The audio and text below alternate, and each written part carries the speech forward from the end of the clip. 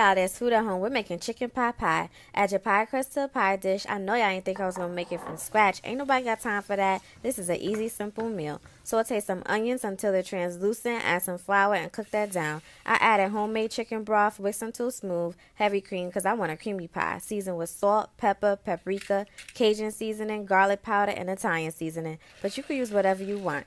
Add in some frozen veggies and rotisserie chicken. Like I said, we're keeping it simple. Layer a puff pastry across the top.